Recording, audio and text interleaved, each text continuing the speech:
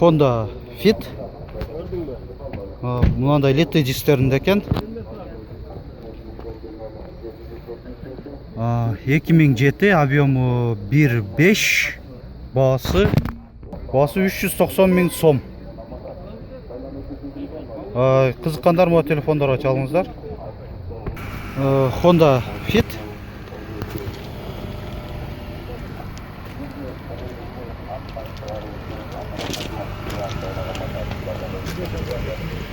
Объемы 2003, объемы 1.5, бағасы 330 да отат есі. Пробегі қанша екен? 189 мың екен пробегі.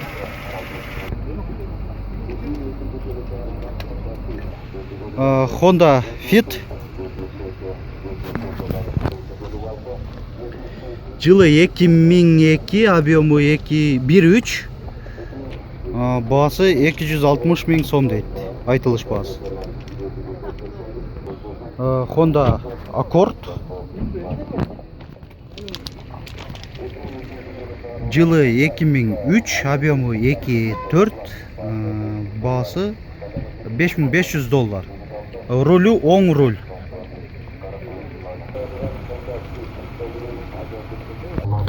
Honda Accord.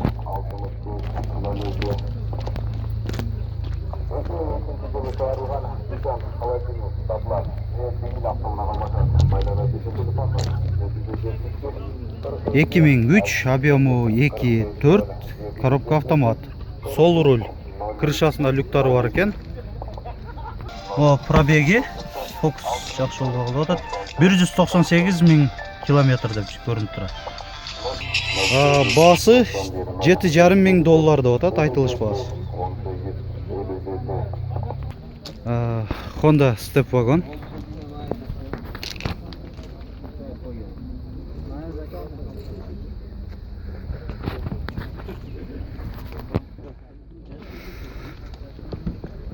Жылы 2003, объемы 2, бағасы 420 мың сом деп жазып қойып тұр.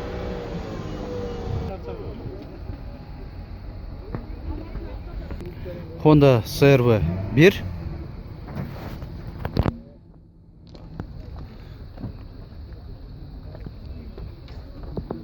Жылы 2000, объемы 2, сол руль, коробка автомат. Бағасы 350 мың дедіңіз, 320. 320 кеми бар деп отат есі. Бұл арқаңқы көрініші. 135 мың екен пробегі. Honda Odyssey 2. Жылы 2003, объемы 2.3, бағасы $3600 деп жазып қойып тұр.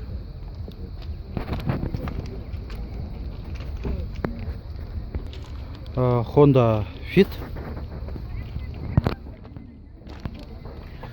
Жылы 2002, объемы 1.3, бағасы 240 мың сом деп жазып қойып тұр.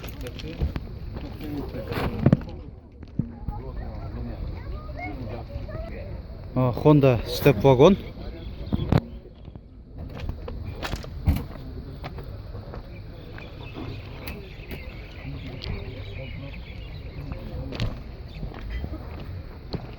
Жылы 2000, объемы 2, бағасы $4,5 мың деп жазып қойып тұр.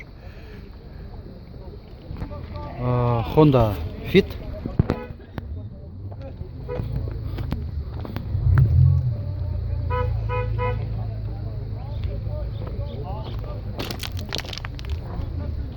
Жылы 2004, объемы 1.3, бағасы 300 мың сом деп жазып қойып тұр. Honda Jazz.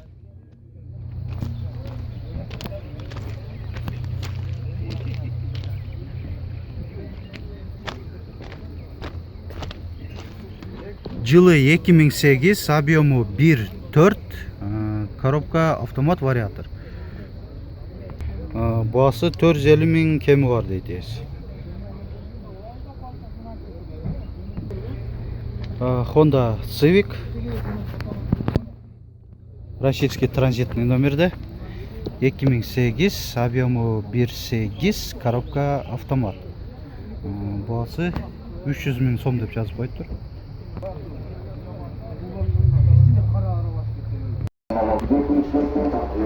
Равон R3. Nexia-да деп қойып бұны.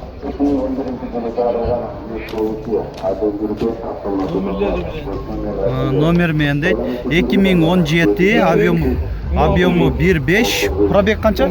16 000 километр, коробка автомат. Bu içki salonu.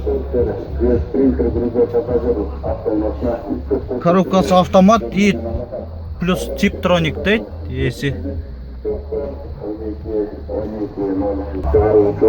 Бағасы $8 000 додады. Мо Chevrolet Spark. Сырт аяғы жақшынақай. Сатылып тұр. 300 000 сом ба. Жылы 2010. Hyundai Solaris.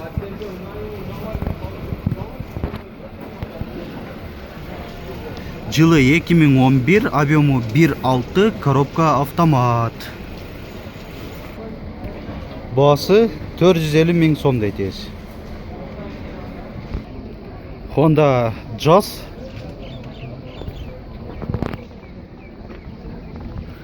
Жылы 2004, объемы 1.4, коробка автомат. Бағасы 380 000 сом, пробеги 230 000 километр деп тұрады, одометрінде. Toyota Corolla, седан, кузов.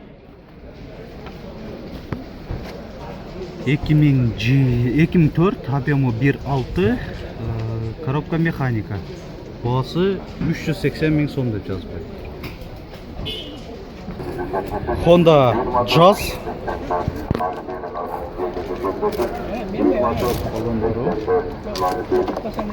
Ekiming GT, объемы 1.4, коробка автомат. Бағасы 420 000 сом. Арқасында партрониктер бар екен.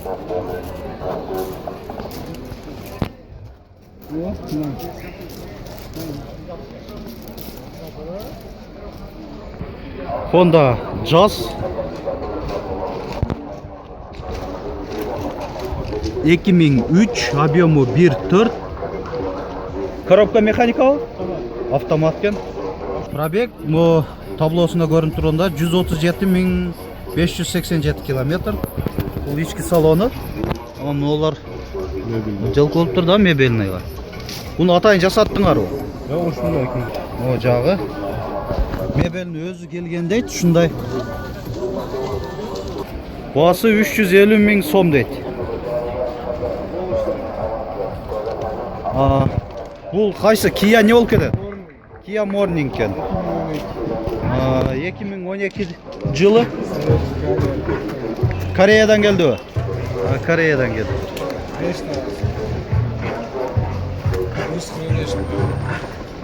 Пробег 145 000 километр. Коробка автомат. Объемы 1. Жылы 2012. Ішкі салонда бір көріп қойар әлі. Бұл ішкі салону. Подогрев сидений. Обогрев зеркал заднего вида. Бағасы $5,5 000 дейді. BMW 5 серияда.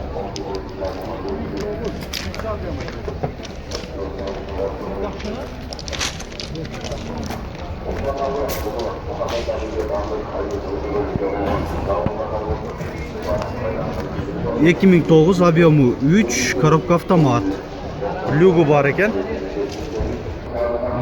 Бағасы $10 000 дейді. Toyota Prius'ты сұраған әлі. Кейбір подписчиктер өз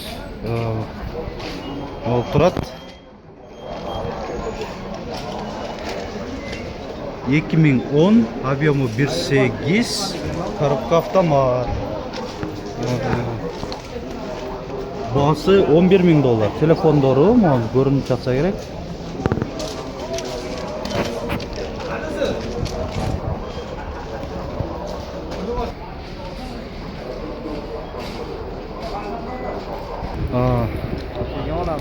Бұл Songyang Karando.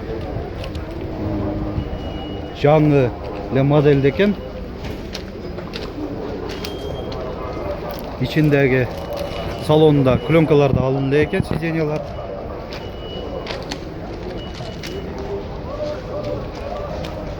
Жылы 2016, объемы 2.2, коробка автомат. Дизель. Бағасы қызыққандар бұл телефондары çalыңыздар, есі жоқ екен. Арқаңқы көрініші, ішкі салоны. İçki salonunu bir görürsek koyun sırtından olsa da.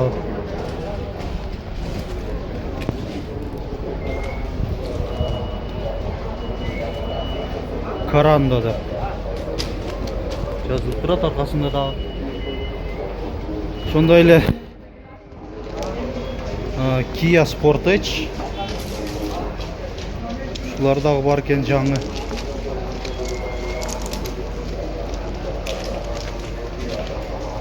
Бұлардың иелері бір еле ұқсайды.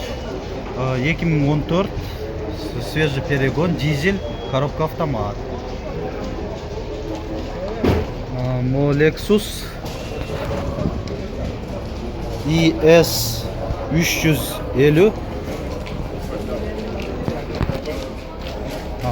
Бұға басын жазып қойып тұр. 2010, объемы 3.5, басы $15.500. Коробка автомат. Крышасында люгі бар.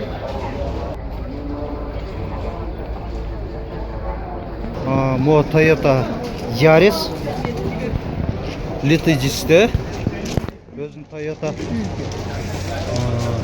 Жылы 2010, объемы 150, пробеги 150 000 километр, объемы 1.3.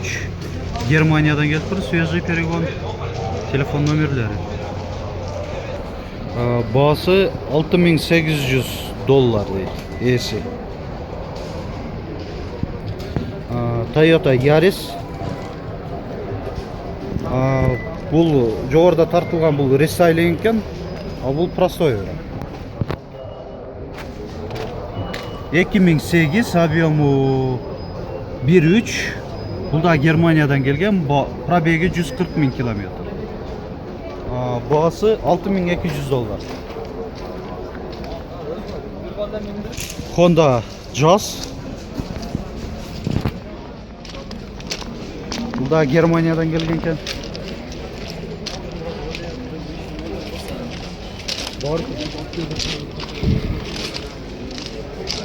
Жылы 2008, пробеги 94 000 километр, объемы 1.4. Коробка механика. Басы $6.200. Шуллада жоғарда көрсетілген адамда моғындайда Corolla Verso бар екен. Қызыққандар басын біліп өзіңір çalсаңыздар болып. Біліп алғаны. 2007, пробеги 160 000 километр, объемы 1.8. Коробкасы механика. Жана да bir Honda Jazz. Азыр есінен сұрайлы десек, қардарлар келіп алды. Ошон үчүн тоскоолдук кылбайлы бир сыйра көрсөтүп кетип атам сиздер үчүн. 2008, коробка автомат, объемы 1.4. Бул да Германиядан келген.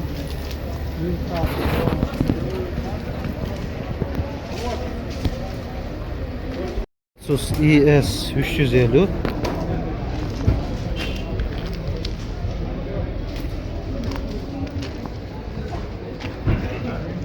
$2009, объемы 3.5, басы $12.000. Жазып қойып тұр. Toyota Corolla, кузов седан. Жылы 2010, объемы 1.8, коробка автомат. Есептелінет екен, американец 121.187 миль екен. Коробкасы автомат.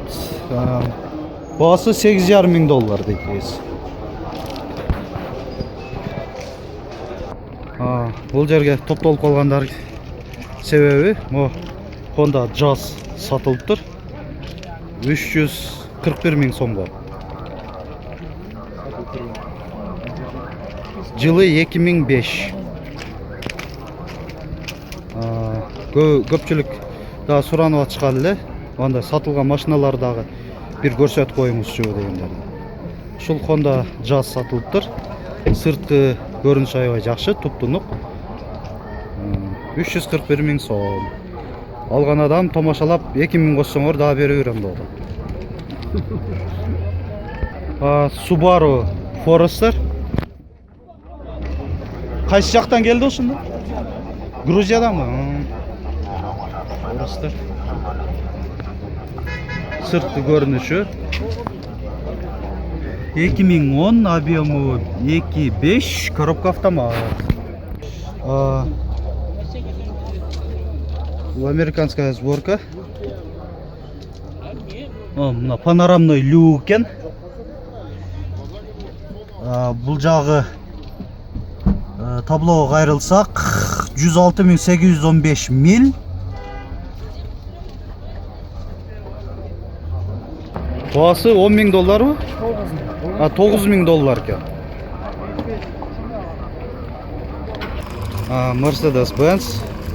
Mercedes-Benz E-класс 124 кузовта.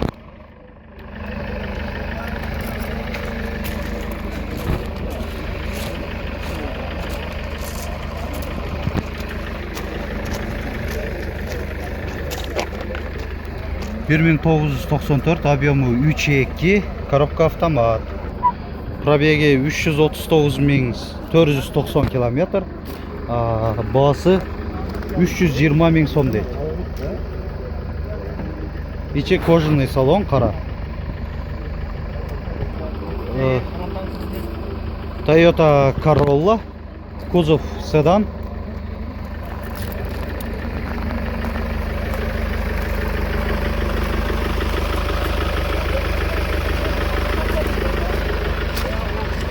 $2013, объемы 1.6, коробка автомат. Так, бұл içki салону.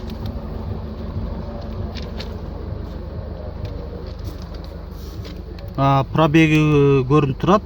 116 мың. Фокус жақсы болып жатады, кешіресіздер. 116.426 қысқасы. Ондай чехолды екен. Сиденьялары. Бағасы $12,500 дейді. Mercedes-Benz E-класс 124 кузовта.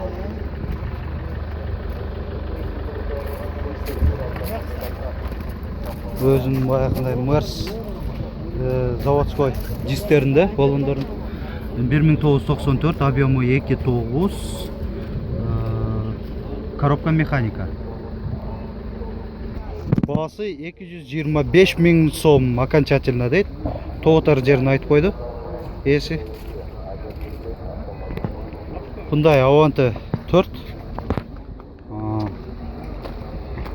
Жылы 2011. Объемы 1.6. Бағасы $5,600 дейді. Honda Fit. Екінші поколенияда Япониядан келген.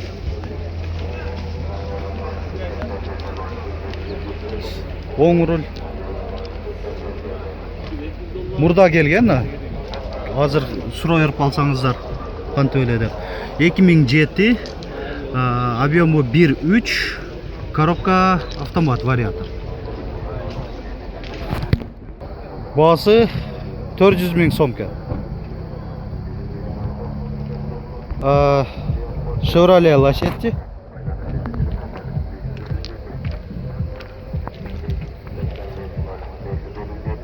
комментарийде өткенде окудум. Лачетти эмес, лачетти деп айтылат деп италиан тилинде. Бирок биздин элибиз көнүп калган лачетти деп. Бул машинаны айтканга. Ошондуктан көпчүлүккө баш ийелик. 2005, объему 1.8, коробка механика. Баасы 300 000 сом дейт ээси.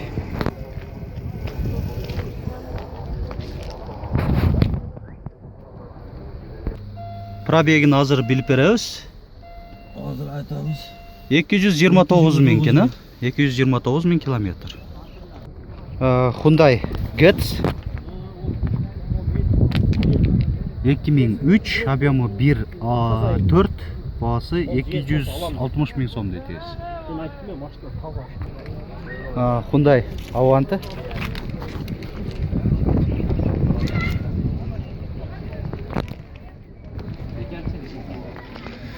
2011, кагазда көрүнүп тургандай, баасы $7500 болот.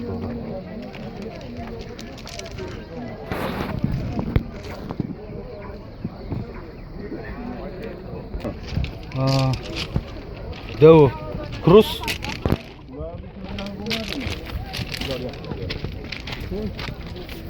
жылы 2009, объему 1.6, баасы $6000 болот.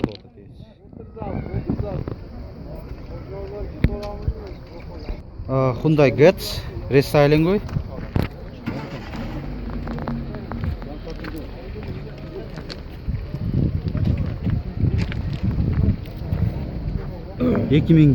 объему 1.6, коробка механика. Пробеги 87 350 километр же милде түшүнбөдүм. Так, баасы 230 000 сом дейт. Chevrolet Spark, свежий перегон.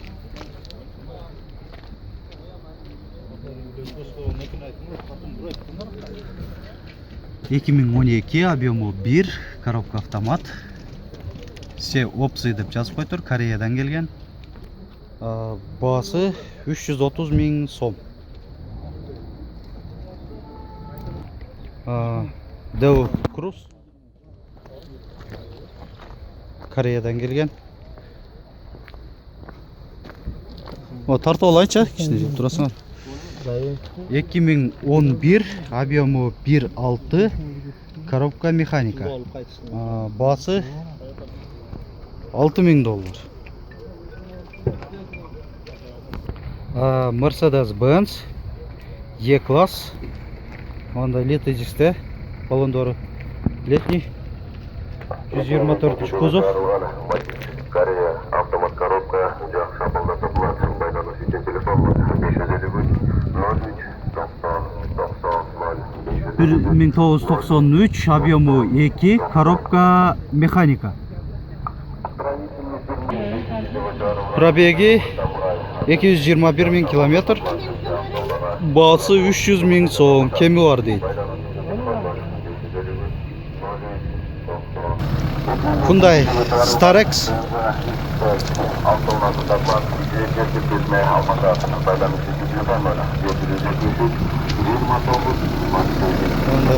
заборник бар екен. 2000 жыл чарылган, объему 2.5, 10 расход кылат экен 100 километріне. Баасы 250 000 сом дейт ээси. Opel Astra, кузов универсал. Жылы 2002, объему 1.6, баасы 220 000 сом. Mercedes-Benz C-класс. 1995, объему 2, коробка механика. Баасы 180 000 сом дейт. Hyundai Avante 4. жылы чыгарылган Hyundai Accent 1.5 автомат коробка. Абалы жақсы, шартлы түрдө арзан бада сатылат. Байланыш үчүн телефон бар. 776 89. Жылы 2008, объему 1.6, коробка автомат. Басы 400 миң сом деп жазып қойды. жылы чыгарылган Porter 2 жаш шапалда сатылат. Toyota Corolla, кузов хэтчбэк, 2003, объему 1.6, коробка механика. Басы 350 миң сом.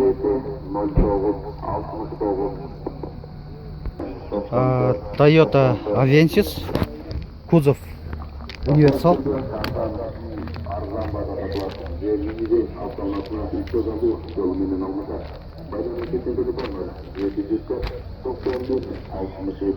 Эки миң алты, объему 2, коробка механика. Долларга $7.000. Соңғы 480 миң сомда отат.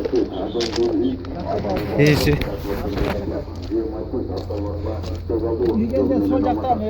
Ішкі салон. Mercedes-Benz E-класс 124 кузовта.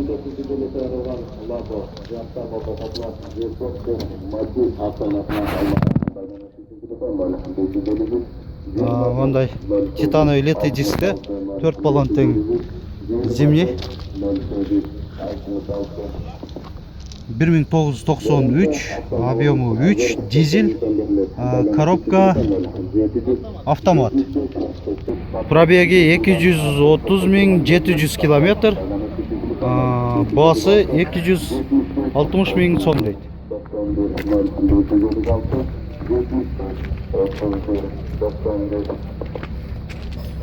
Suzuki Ignis. Азыр мотор ушу жүрүп турган мезгили. 2005, объему 1.3, коробка механика. Bu içki salonu.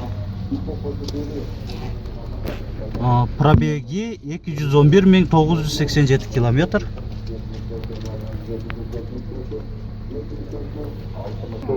Басы 250 миң сом дейт. Lexus RX 300.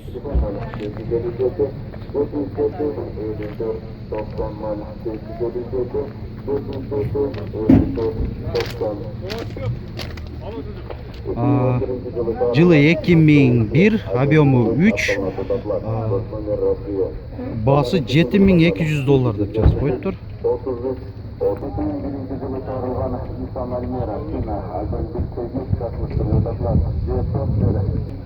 Subaru Legacy.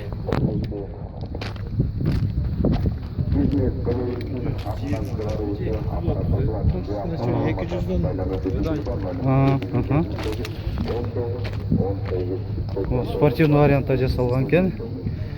Телефон номерлери, жылы эси жок окшойт бул жерде. Объему 2, басы 220-дан 250 миң сомго жакындады. Ушу жанында жүргөн адамдар. Эс ушинтип айтып эле дейт. Hyundai Starex.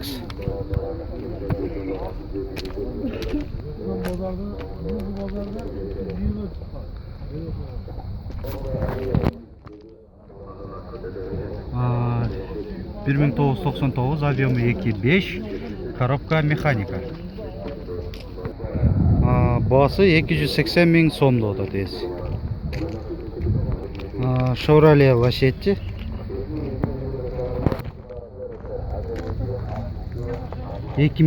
Объему 1.5, коробка механика. Басы 220 миң сом.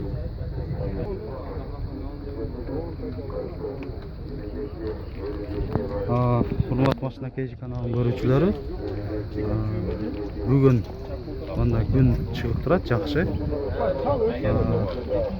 Аба ырайы прогноз боюнча бүгүн 14 градуска чейин ысыйт dedi.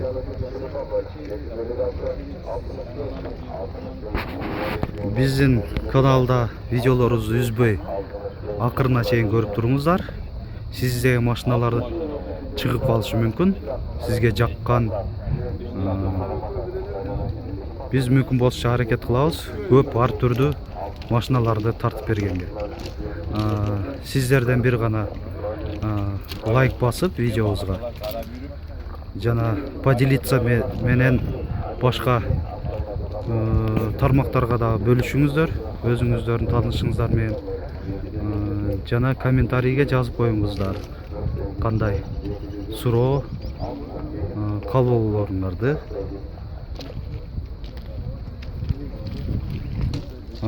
Бул Mazda 3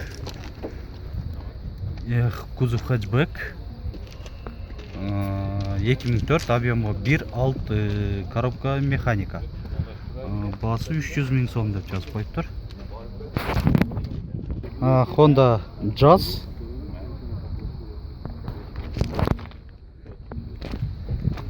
2005, объемы 1.4, коробка механика. Баасы $5,500 дейт ээси. Audi A6 өзүнүн литый дисктеринде фирменный 2001, объемы 2.4, коробка механика. Баасы 250 000 сомдо атат ээси.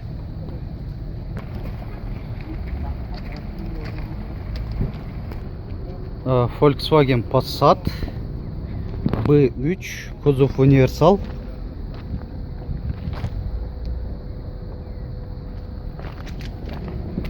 $1990, объемы 1.8, коробка механика. Баасы 130 000 сом дейт ээси.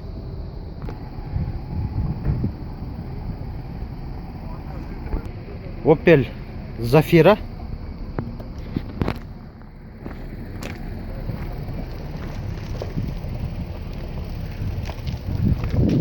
2002, объемы 1.8, коробка механика. Баасы 220 000 сом дейт ээси. Honda Jazz Россиядан келип турат, российский транзиттин номерде. Балондору дагы зимний, мындай летый дискте. 2002, объемы 1.4 болса керек, жазып аттыр. Баасы $5500, пробеги 140 000 километр. Коробка автомат, вариатор. Toyota Voxy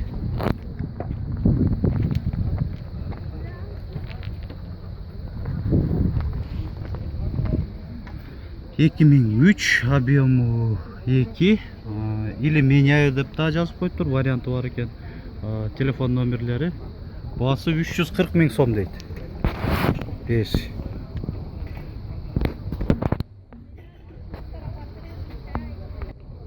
Subaru Legacy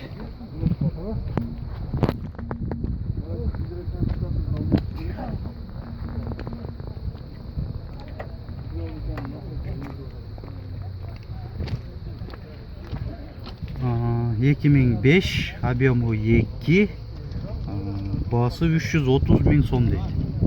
Же $4700.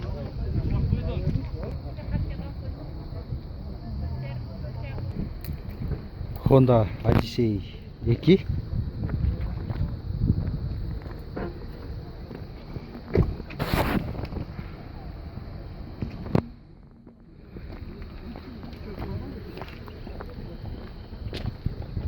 жылы 2002, объемы 2.3, газ, бензин деп жазып коюптур. Телефон номерлери. Баасы 300 000 сом же $4300 деп жазып койгон.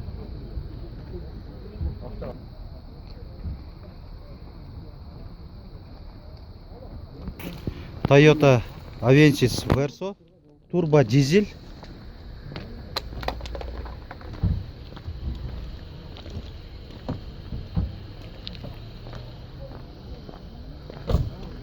$2001, объемы 2, коробка механика. Пробеги 214 000 километр. Бағасы $5000 дейді.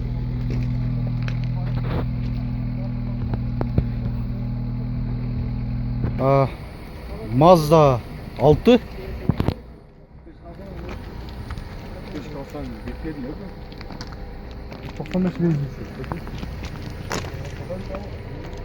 Жылы 2002, объемы 1.8, коробка механика. Ішкі салон көріп қоялы. Ішкі салону. Пробеги 369 000 километр. Бағасы 250 000 сом дейтесіз.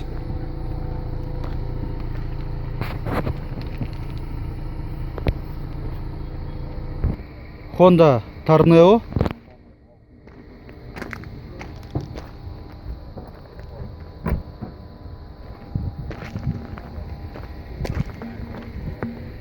Жылы 2001, объемы 1.8. Бағасы 270 000 сом. Toyota East.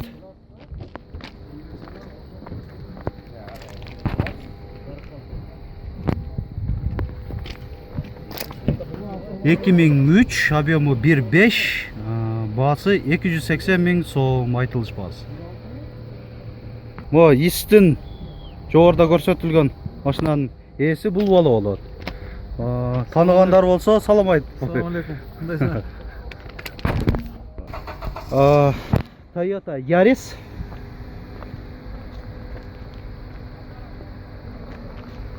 Российский транзитный номерде келген екен. 2000 жыл, объемы 1, коробка механика. Бағасы 230 000 сом деп жазып қойып тұр.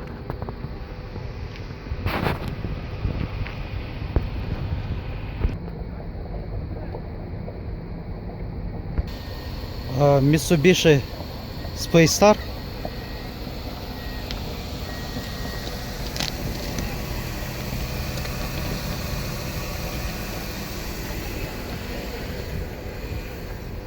Hmm. 1996, объемы 1.8, коробка механика. Срочно деп жазылып тұрады чекесінде. Бағасы 100 000 сом.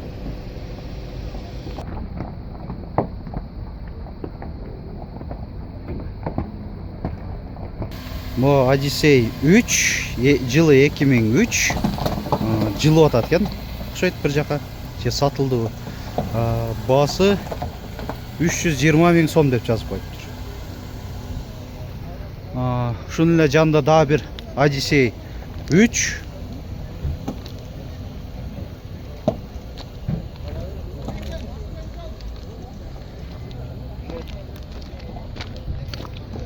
Жылы 2004, объемы 2.4, пробеги 197 000 километр, бағасы $4800.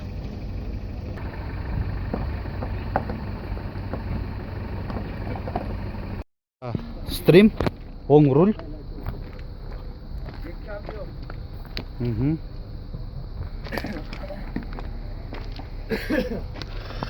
Жылы 2002, объемы 2, телефон номерлері. Пробеги 319 000 километр, бағасы 220 000 сом, 220 000 дейді. Родной мотор. Honda Odyssey 3.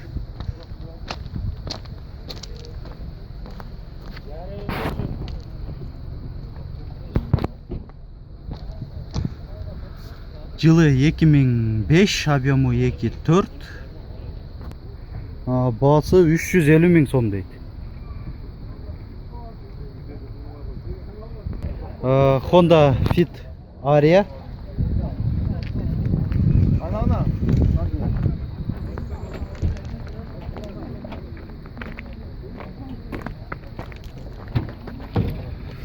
2003, объемы 1.3, бағасы 280 000 сом. Honda Step. телефон табылгандар болсо түзүтүү бар. Байланыш үчүн телефон бар. 776 08 2001 объем 2 болот да булар экен, а? Пробеги канча келди? Билбедиңер? 180. Басы 300 миң сом деп атат. Honda, Volkswagen Venta 1996, объемы 1.8, басы 140 миң сом. Коробкасы автомат дейді. Пробеги 186 миң километр. Honda Airwave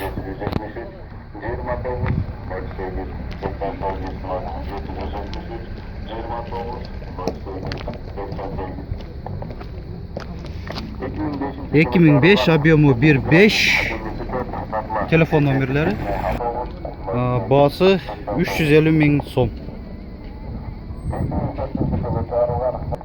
Nissan Primera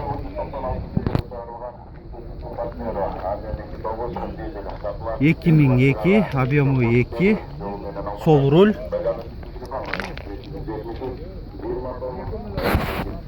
басы 200 миң сом.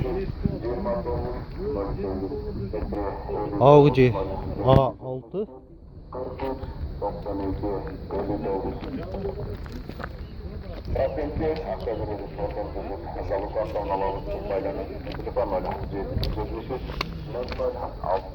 жылы 2000, объемы 2.4, басы 280 миң сом деп жазып қойыптыр.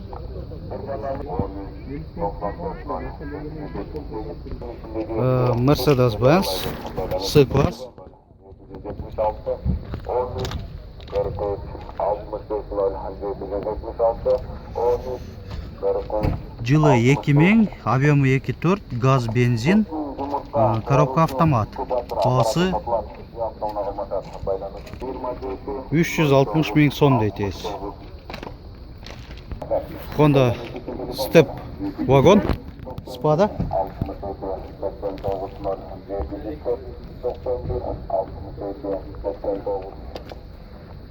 жылы 2003, объемы 2.4, басы 420 миң сом дейді.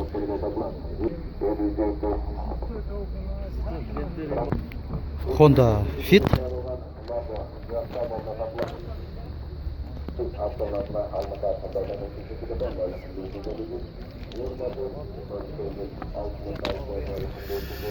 жылы 2003, объемы 1.3, басы 300 миң сом.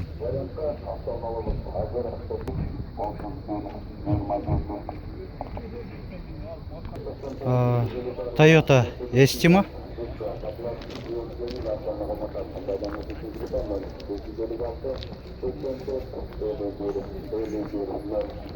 жылы 2002, объемы 2.4, басы 350 миң сом. Assalamu alaikum, машина KG каналының көрүүчүлөрү жана жазылуучулары. Бүгүн 10 март 2019 жыл. Биз кезектеги көрсөтүүбүздү баштайбыз. Ош Жапалак автоунаа базарынан биринчилерден эле болуп Матизден баштасак. Деу Тико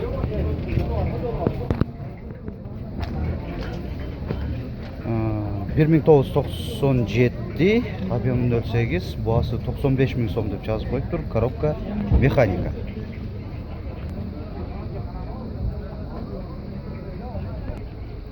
Тико кызыл 1996, коробка механика, басы 80 миң сом деп атат, айтылыш басы. Вот Тико сыртынан аябай таза, жакшы кылып жасаптыр. 1996, коробка механика. Bir айландырып тартып кое берейин. Жакшы стеклордун бири окшойт базарда.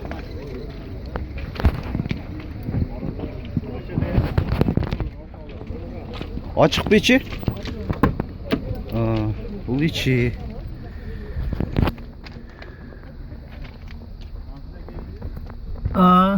Так, 268.459 kilometr циклоподъемниктері. Бағасы 150.000 сом дейді. Matiz 3 Koreyadan. Ондай молдингтері бар екен. Бамперінде 2009, объемы 0.8. Бағасы 210.000 сом дейді.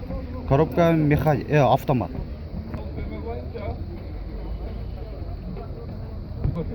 Matiz 2 Koreya екен. 2004, объемы 0.8, коробка механика. Телефон номерлерін жақындап көрсетейін. Bu içki salonu. Пробегін көріп қолу. 188.647 kilometr. Бағасы 160.000 сом деп атады. Айтылыш бағасы. Matiz 2 Өзбекстан. Ne oldu da?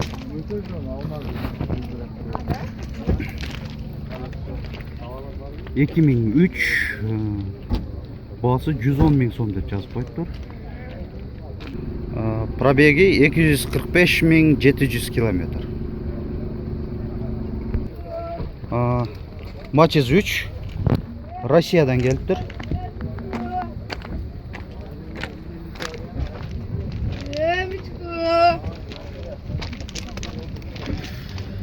...2005, объемы 0.8, коробка механика.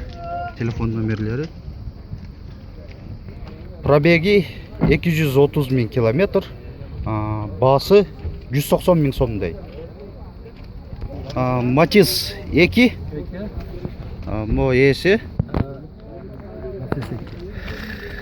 Жылы 2006, объемы 0.8, гидравлика бар екен. Пробеги 101.000 километр деп жазып қойыптыр. 1000 километр. Sadece 1000 километр. Пробеги 101.000 жазылып тұрғандай.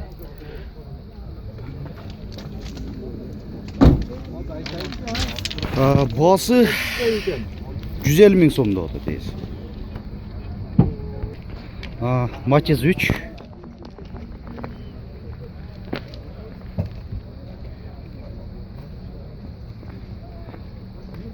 Прибалтикадан дейтесі. 2007, объем 0.8, коробка механика.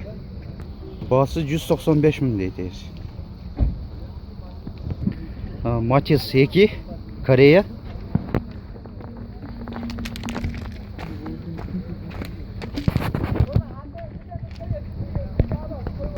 Пробег 128.000 километр.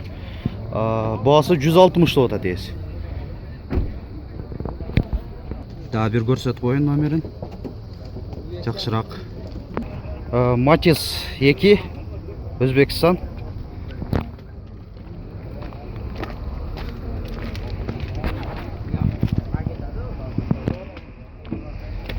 ...2008, объемы 0.8, коробка механика. Пробеги 130.800 километр. Бағасы 150.000 сом дейді. Matiz 3 Koreya.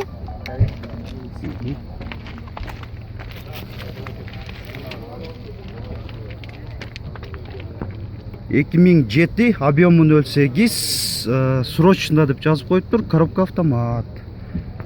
Бағасы 200.000 дейді. Айтылыш бағасы. Matiz 2 Прибалтика екен. Сыртқы көрініші.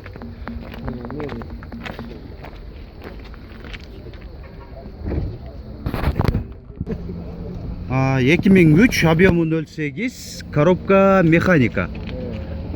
Европадан келген. Прибалтика деген. Прибалтикада комплектациялар көп болады. Airbag. Так, гидравлика, ABS-тер да болады бұларда.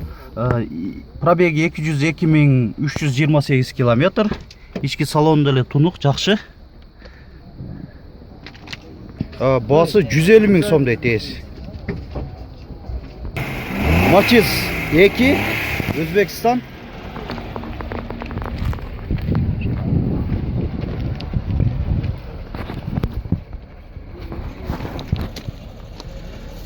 Жылы 2006, объемы 0,8, коробка механика. Пробеги 120 миң километр. Басы 130 миң сом.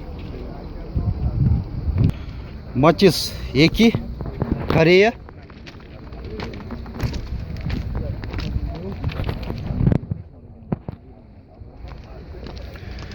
Эки миң 4, объемы 0,8, коробка механика.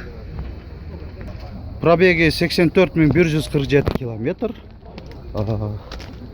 Басы 150 миң сом дейт.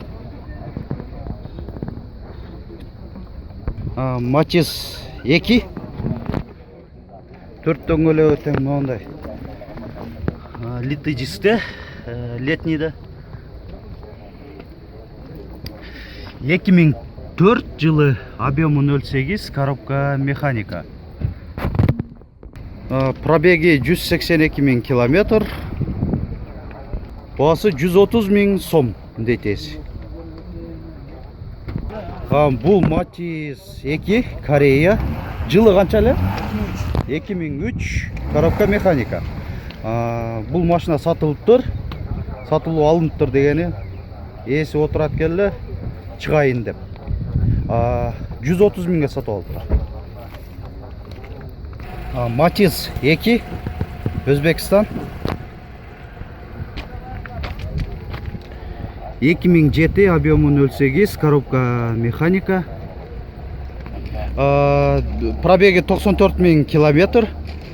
Басы 140 миң сом деп атат. Есі. Бұл ең айтылыш басы. Матис 2 Өзбекстан.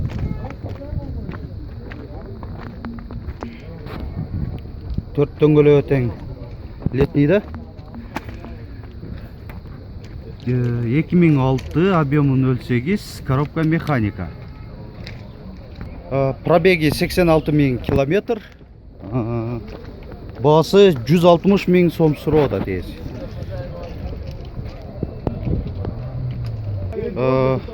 Матис 2 Өзбекстан. Төрт дөңгөлөгі тең ондай зимнийда, летый дисте.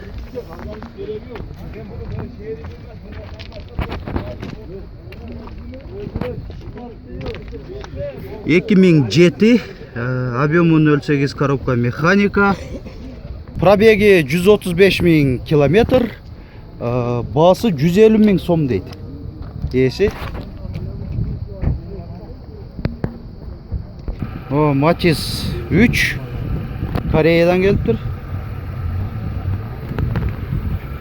2007, объемы 0,8, коробка автомат. Пробеги 97 миң 400 километр, басы 230 миң сом дейт. Матис 2 Корея.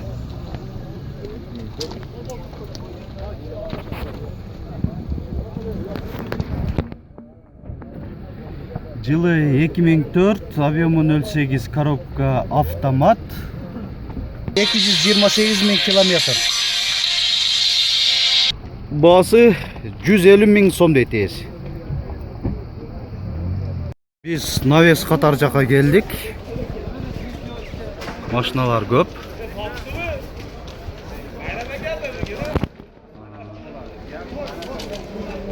Навес қатардағы машина базарға кіргенде сол жағындағы навестен баштап атабыз. Біріншілерден болып алдыбызға Mercedes-Benz E-класс 211 кузовта.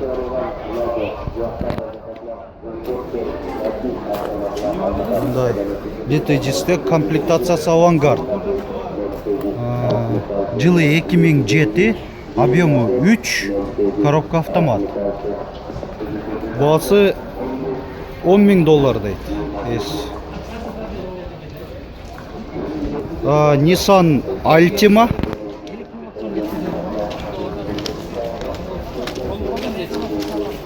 сырткы көрүнүшү.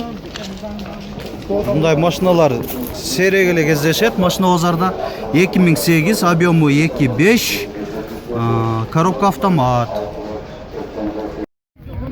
Машина KG каналын көрүүчүлөрү жана жазуучулары, биз орус машина катарларына келдик.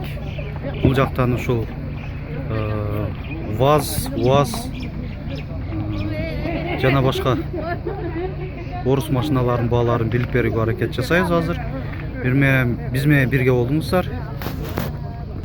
ВАЗ 21099.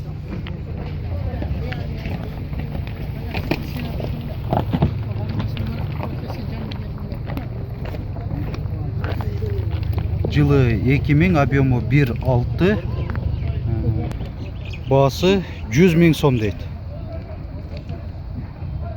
ВАЗ 2103. Илгерки мынандай бугунун эликтинби секирип аткан эмблемасы. 1981, объему 1.5. Барды эле накадуу жүрөбү. Баасы 50 000 сом дейт. Эси дагы кеми бар деп. ВАЗ 2106.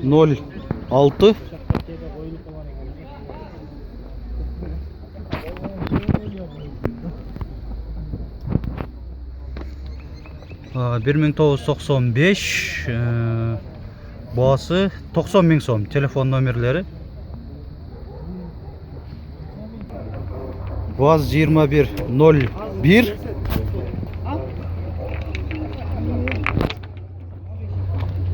1984, объему 1.3. Баасы 50 000 сом деп атат. ВАЗ 2107.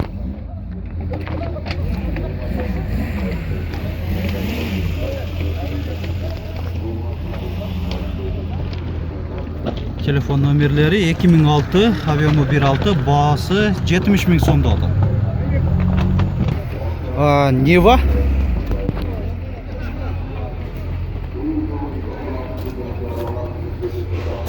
Айланасы кеңир экен, ошон үчүн айланып тартып берейин деп чечтим.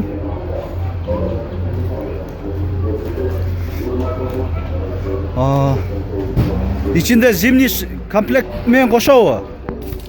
Мына көрүп атасыздар. Ой, эшиги неме экен. Жок, бола берет. Мындай зимний летний диск экен, комплекти дагы. 200 канча деп атасыз? 230 000 деп атат. Ошол зимний шина комплект менен кошо. Кагазын көрсөтүп коеюн. 2006, объему 1.7. Телефон номерлери.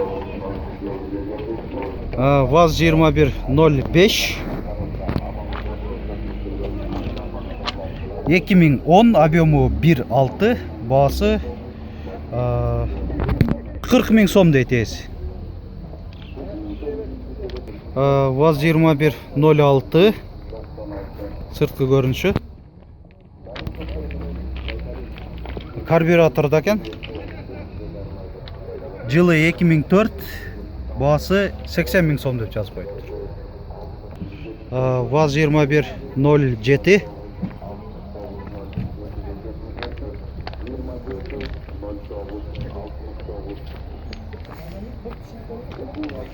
1998, объему 1.5, баасы 60 000 сом деп жазылып турат.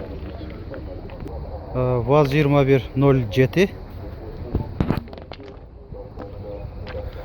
Жылы 2000, объему 1.6, баасы 80 000 сом деп жазып коюптур.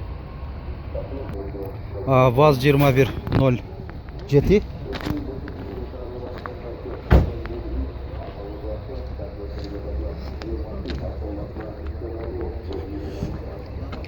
Жылы 2010, объему 1.6, срочно деп жазып коюптур. Баасы 120 000 сом. Нива.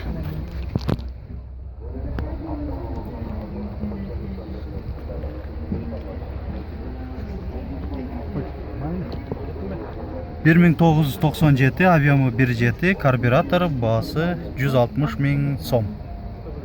ВАЗ-2107, пробеги 43 000 екен.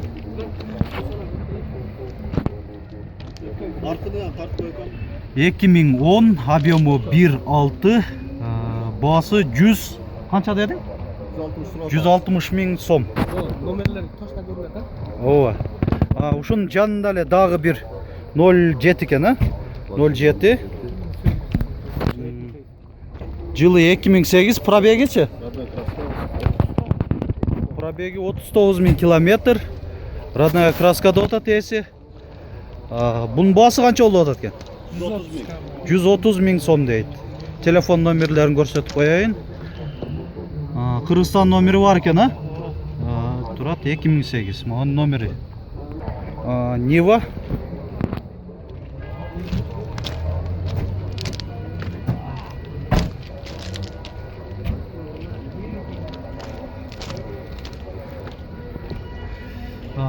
Эки 2013, объемы 1.6, окончательно 320 000 сом деп жазып коюптур. Арканкы жагында бир сыйра көрсөтүп коеюн. Мүмкүнчүлүк бар экен тартканга. ВАЗ-2107,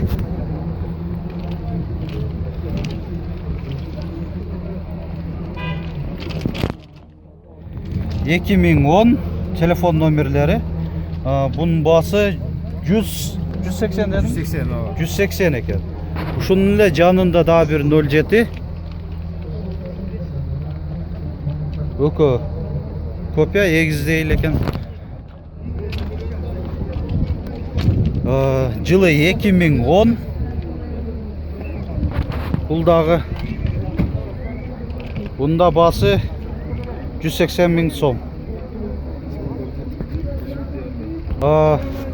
ВАЗ-2107.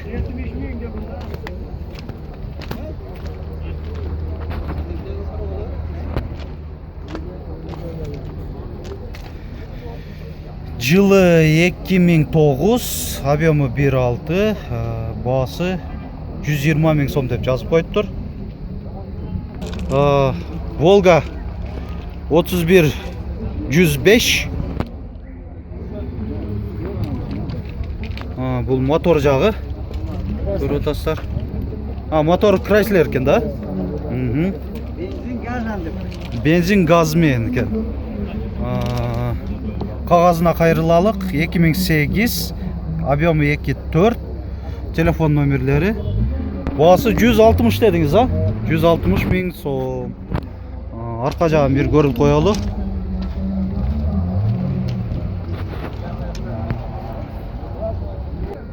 ВАЗ-2114. 2004, объемы 1.6, баасы 120 000 сом деп жазып коюптур.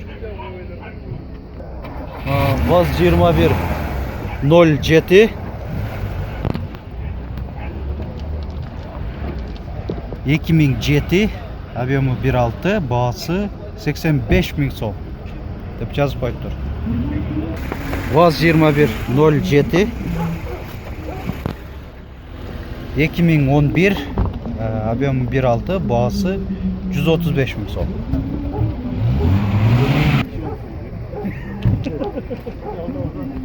ВАЗ-2107.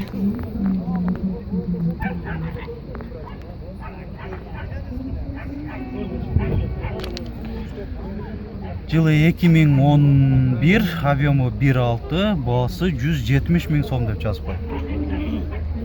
Капталган көрүнүшү. ВАЗ-2106.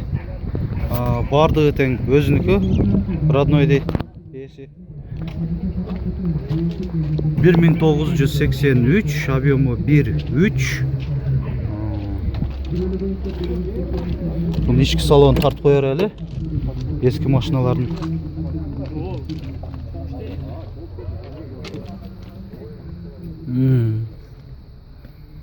көрүп атасыздар. Сиденьялар да өзүнүкү экен. Баасы 120 миң сомдоп атат ээси. Портерлерден баштадык. Портер катарларга келип, биринчилен могу портерди көрүп атабыз. Баштай берели. Так, 2003, объему 2.4, баасы кагазда жазылып турганда 380 миң сом.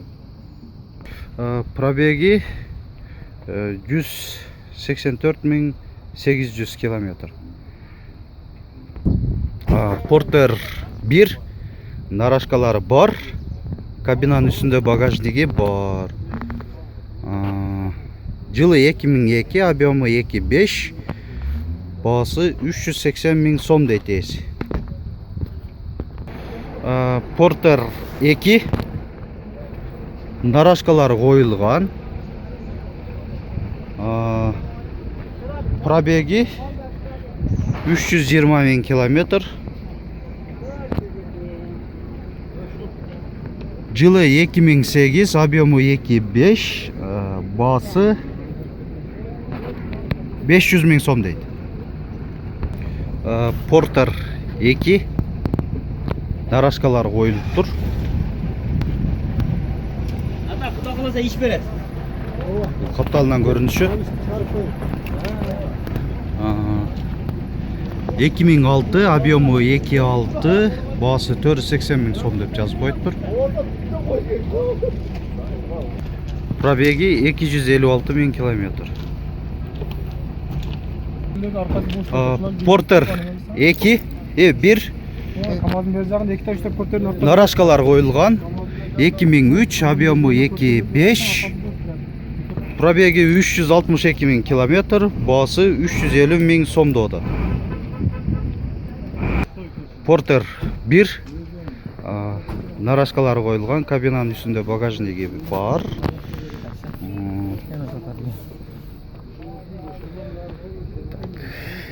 2002, объему 2.6, пробеги 315 миң километр, баасы 400 миң сом деп жазып коюптур. Кызыккандар ушу портерге чалыңыздар. Ушу жогоруда көрсөткөн номерге. Портер 1, мондай тенти менен кошо экен. 2007, объему 2.5, баасы 400 миң сом дейт ээси. Машина кейжи. Так. Фокус жакшы болбой калды атат. Пробеги 109 миң километр деп көрсөтүлүп турат.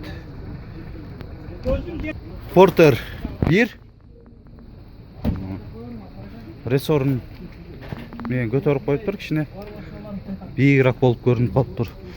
2000 жылы чыгарылган, объему 2.6, телефон номерлери. Пробеги 291 миң километр. Баасы 380 миң сом. Сары түсөгү башкача портер. Мурда аварийный службада иштеген окшойт. Бордтору кыйла турасынан узунураак кеткен. Жөнөкөй портерге салыштырмалуу. Азыр матис мешает этип калып эле. Так. Жылы 2001, объему 2.5, баасы 350 миң сом деп жазып коюптур.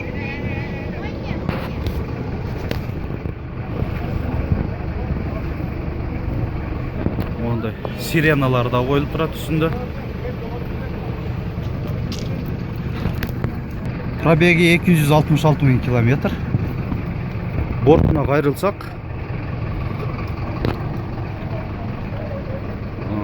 көрүнүп эле турат, мага мындай дана эле көрүнүп турат. Ушу турасы өтө эле кең, чоң болуп турат. Могу свежий келген портер экен. 2003, 428 миң сомго сатып алышыптыр. сөзі келген Porter.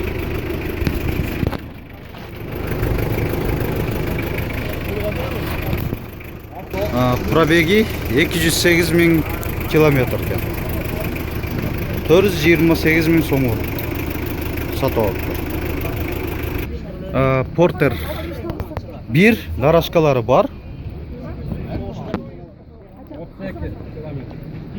Жылы 2000, объемы 2.5, пробеги қандай? 32 000 эле. Пробеги 328 000 километр. Телефонда bir көрсөтүп коеюн. Баасы 380 000 деп атат, ээси.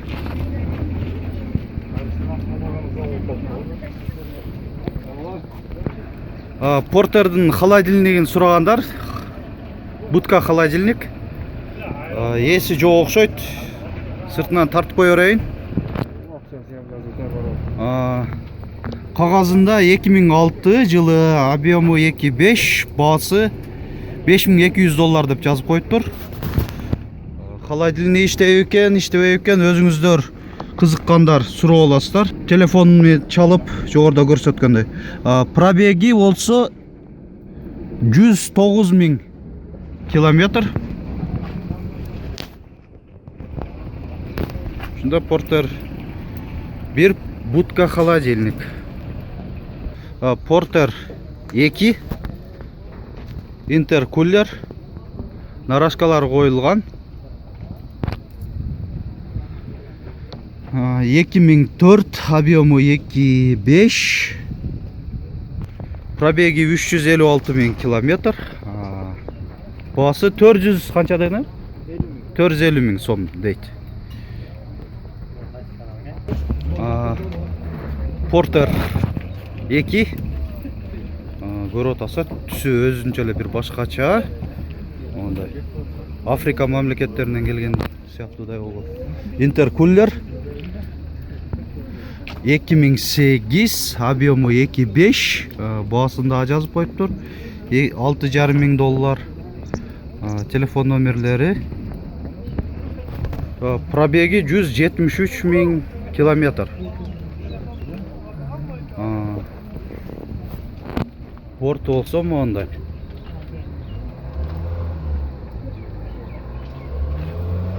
Мо Porter 1 баасы мен бүгүнкү кыдырып жүргөндөгүнөн эң арзан Porter жазылып турат. Ушул бир сыйра көрүп коелук. 1996, объемы 2.5, баасы 245 000 сом деп жазылып турат. Баасына маневр коюңуздар. Моторун кылыш керек экен. Эсим жанында экен. Ошо айы ошол эле мотору. Эс айтып атыптыр. Мына жерде жанда уккан адамдар бар экен, ошо моторун кылдырыш керек экен. Бул нарашкалары жок экен. Пробеги болсо 92 999 деп одометрде көрсөтүлүп турат. Porter 2 интеркулер, дубль кабина.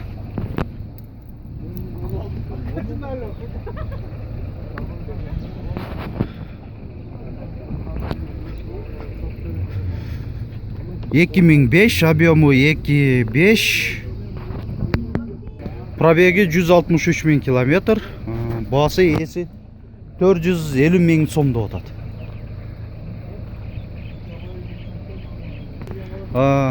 Дагы бир Porter 1 нарашкалары бар экен. Варианттары да бар дейт, эси жерге алмашканга.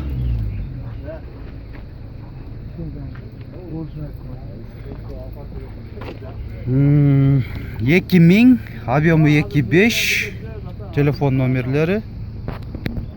Пробеги 357 000 километр. Баасында кайталап койгон канча? 300 000 сом деп атат. Так, Porter 1 нарашкалары бар. Свежий перегон экен. 2003, объемы 2.6, коробка механика деп жазып қойыптыр. Так, пробегін азыр біліп берем. Бұл қапталында көріп алалы. Так. Басы 480 отасың ба? 480 мың сомды. 450 мың да отады. Портер 1 нарашкалар қойылған. Жылы 2004, объемы 2.5. Свежий келіп тұр. 2 жұмы олып тұр. Басы 480 мың сом дейді. Пробеги 260 мың километр. Лабо қатарға келдік. Азыр Лабоның бағаларын білгені әрекет жасайбыз. Мөлі бірінші алдымызда тұрған Лабо 2001, объем 0.8, басы жазып қойғанда 190 мың сом. Нарашкалары жоқ. Лабо нарашкалар бар, жинап қойып тұр борттың ішінде. 2002, басы 200 мың сом дейді. О телефон номерлері.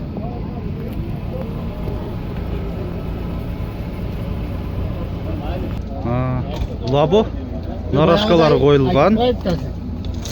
Газда жүрет. Жылы 2012. Басы 260 мың да отады. Бұл Лабо. Көріп тұрғандай тамның үстінде ондай багажнигі бар екен. Тенті менен қошо. 2016 жылы объемы 0.8. Басы 320 мың сом да отады. Daha bir Labo tenti менен. Жылы 2012 газда, басы 280 мың сом дейді. Мо Labo нарашкалары жоқ. 2012 объемы 0.8. Свежий перегон, басы 260 мың сом да отады. Labo нарашкалары бар екен. 1998 бензинде бұл. Басы 180 мың сом дейді. Телефон номерлерін daha bir sıra көрсетіп беріп қойын. Labo ондай тентті, раздвижной. Кабинаның үстінде багажнигі бар. Свежий перегон екен да? 2015, объем 0.8, газда да бұл.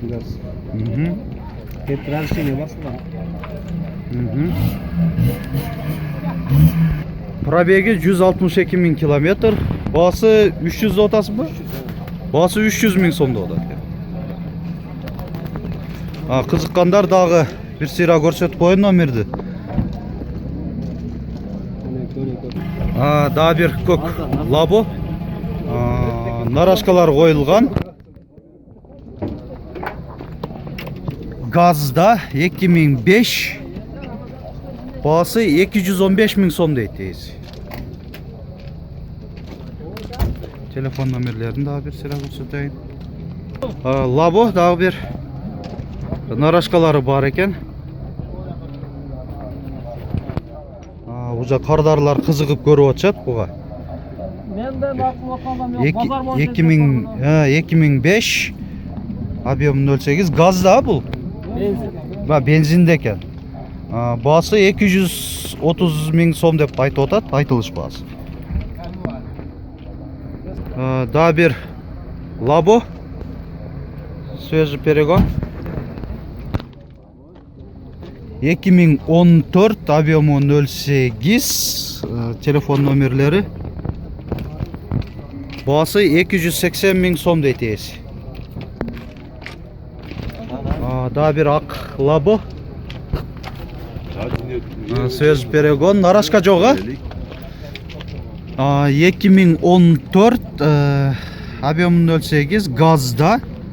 Басы 290 мың сом дейді.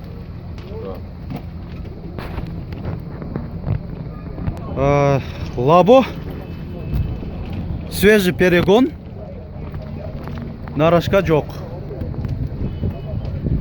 2015 объем 08 газда. Басы 300 мың сом дейді. Қытайдың Ваф деген машинасы. Лабодон чоң қила. Салыштырып көрсеңіздер болады.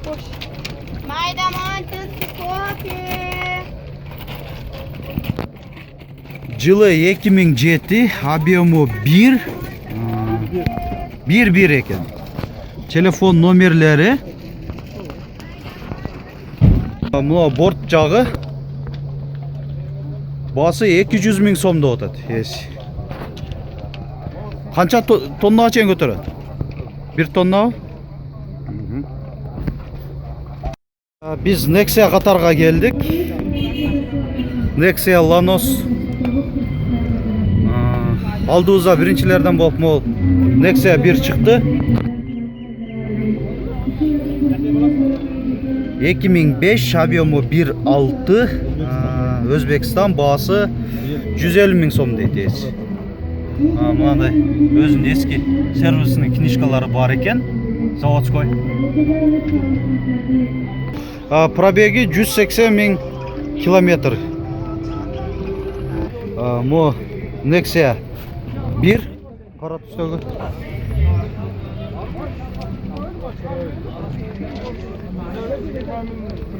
Жылы 2006, объемы 1.5, басы 110 мың сом деп жазып қойды. Lanos 2? Lanos 2 екен. Жылы 2001, объемы 1.5, басы 150 мың сом. Мына да бір Lanos. Бордовый түсті. 1999, объемы 1.5, басы жазылып тұрады. 90 мың сом деп. Срочно деп жазып қойдықтар. Nexia 2. 4 дөңгелек өтең. Мындай зимнийда. Жылы 2010, объемы 1.5, басы 180 мың сомда отыр.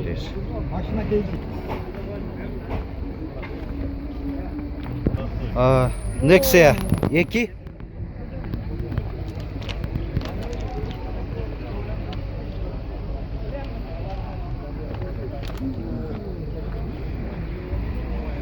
Ай, 2010, объемы 1.5, 8 клапан деп жазып қойып тұр.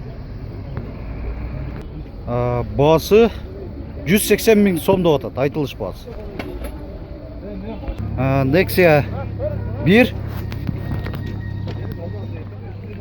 2005, объемы 1.5, телефон номерлері. Ем көтеріп қояр. Мұна капоттың астында бір көрсетіп қояйын. Кондиционерлері бар. Кондиционер бар. Есі. Ондай литті жісті. 4 дөңгелек өтең зимнийда. Басы 150 мың, 150 мың сом дейді. Пробеги қанша екен? Пробеги 233 мың километр деп. Тұрат одометрде так басы да бір қайталап қойын 150 мың сом дейді. Nexia 1.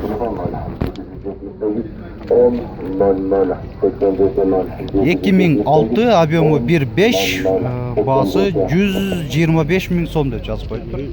Мен өзім номерім. Nexia 2.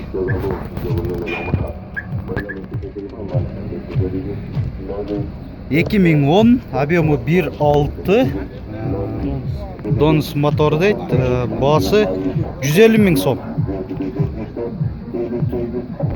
Nexia 2. 2010 объемы 1.6. Бағасы 140 мың сомды отат есі. Nexia 2.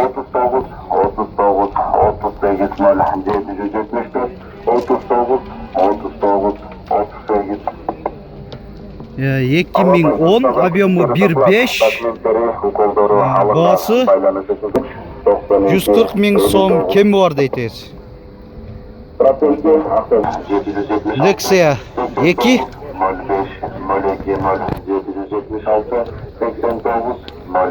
2010 объемы 1.5. Пробеги 115 мың километр. Бағасы 180 мың сом дейді. Nexia 1.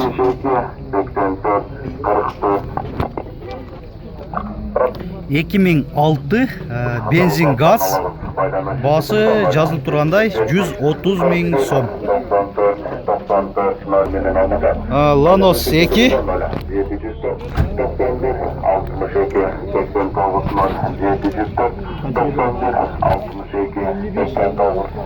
2008 объемы 1.5. Коробка автомат па? Механика екен. Тура емес жазып қойып тұр. Бағасы 160 мың сомда отады.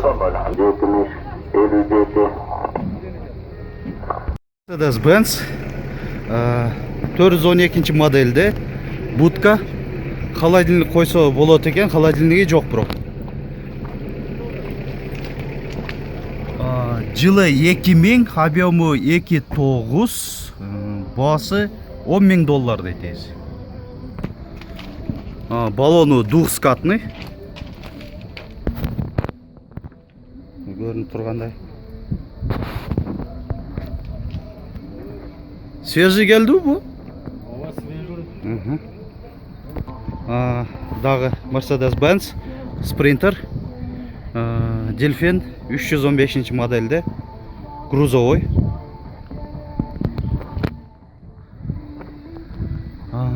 — 2006, объемы 2.2, бағасы 9,5 мың доллар ұқсайды, шынт жазып қойып тұр.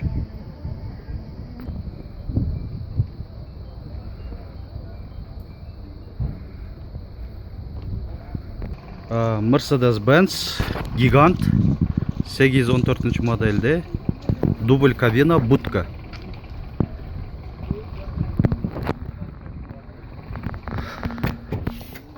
Жылы 1995.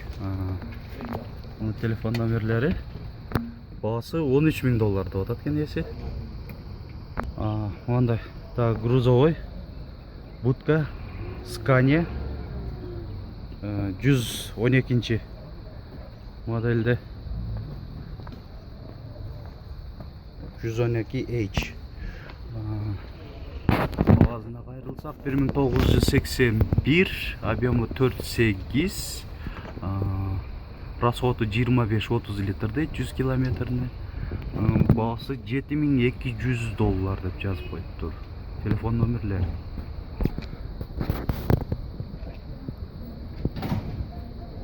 Арқа жағынан көрініші.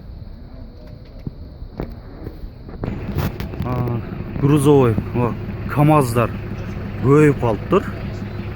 Өткен базарға салыштырмалы. Онда қатарынан болып кетіп отады. Шулардың айрым-айрымдарын балаларын біліп берген әрекет жасайыз сіздер үшін. КамАЗ самосвал.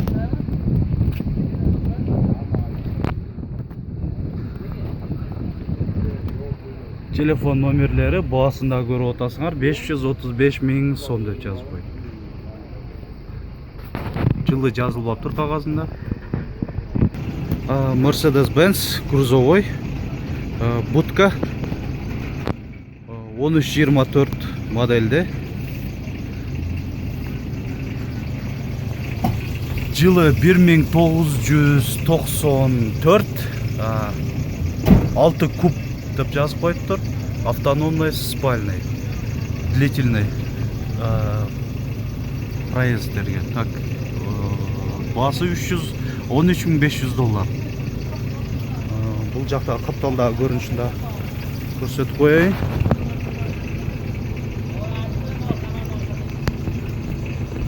Бұл жақта да мынаки көп грузовой көп екен.